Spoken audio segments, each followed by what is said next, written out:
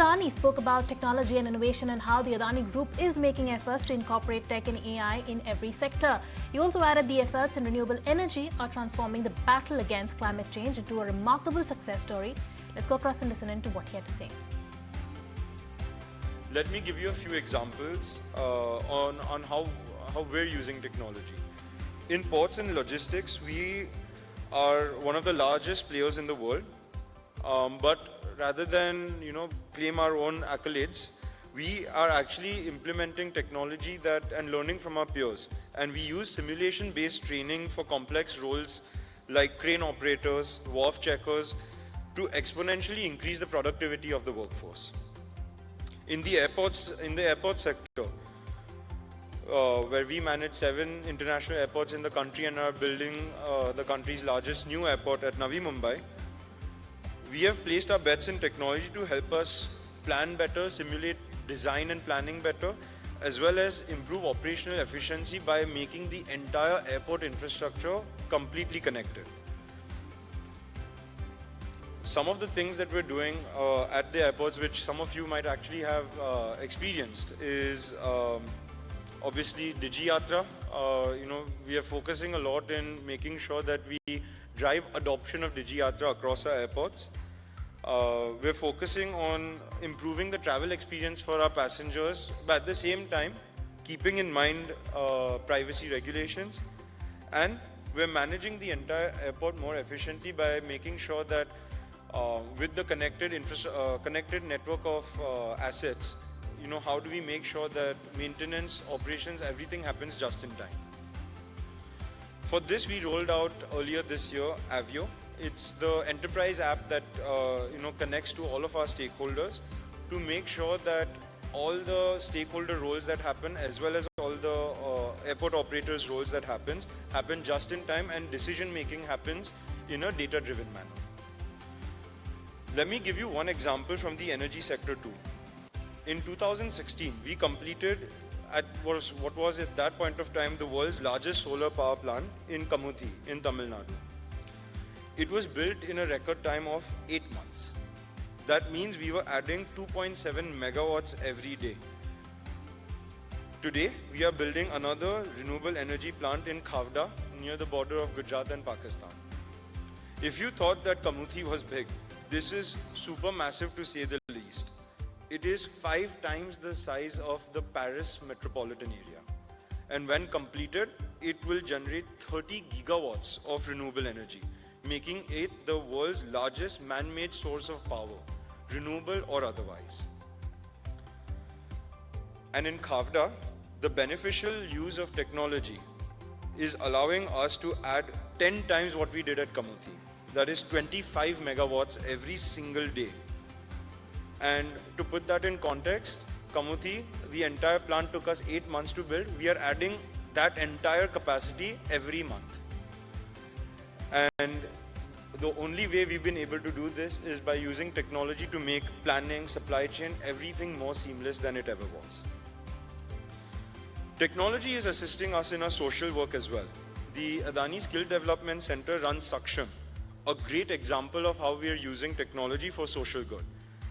Using advanced training methods by integrating AI, virtual reality, and simulation-based learning, Saksham provides access to high-quality skill development, allowing thousands of Indians from very diverse socio-economic backgrounds to achieve their aspirations.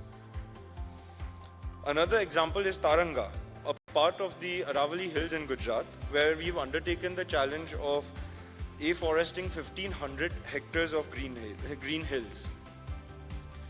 The Adani Foundation is using, again, technology to make it happen.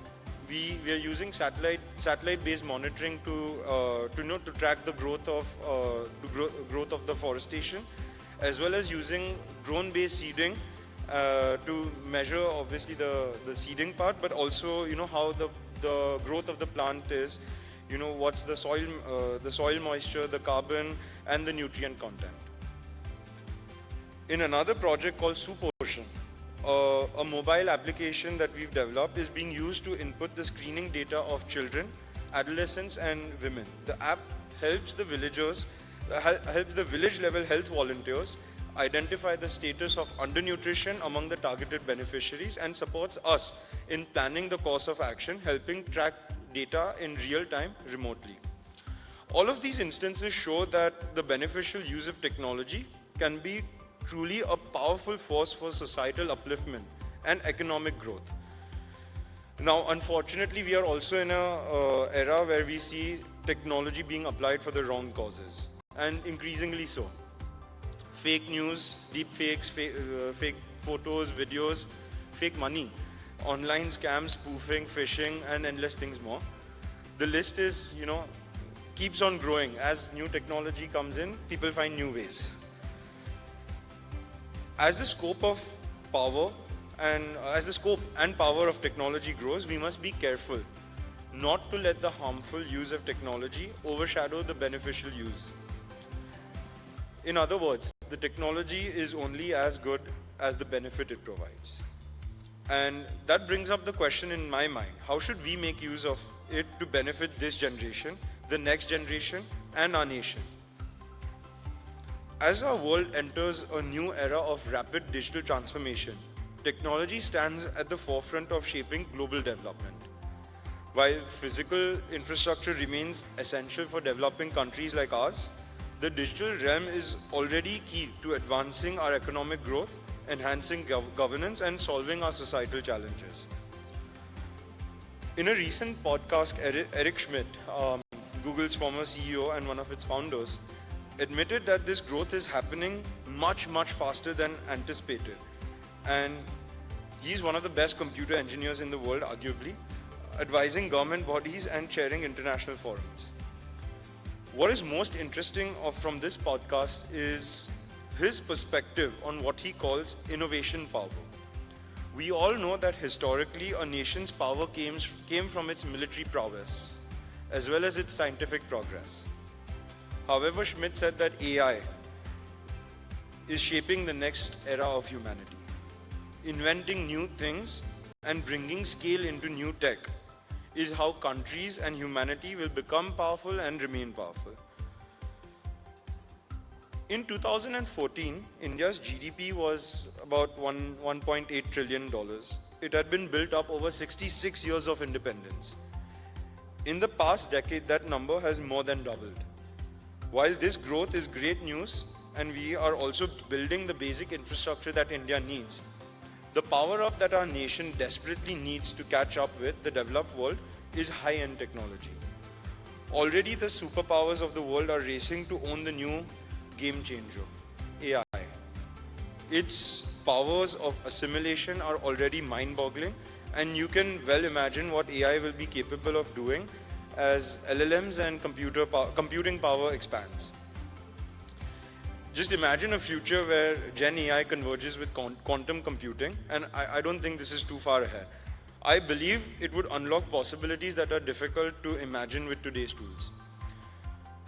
Gen AI, powered with the probabilistic and combinatorial computing power of quantum systems to process vast data sets exponentially faster, would enable us to solve many of the world's problems real time, whether it is optimizing global supply chains or addressing climate change scenarios, or even building unimaginatively destructive nuclear weapons of our future.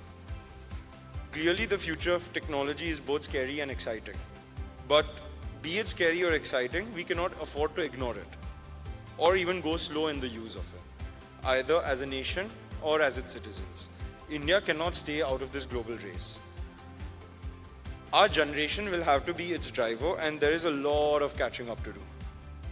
We need to build capabilities to lead India into this new technology era if we want to stay at the top of our game and realize our dream of Viksit Bharat to become a $26 trillion economy by 2047.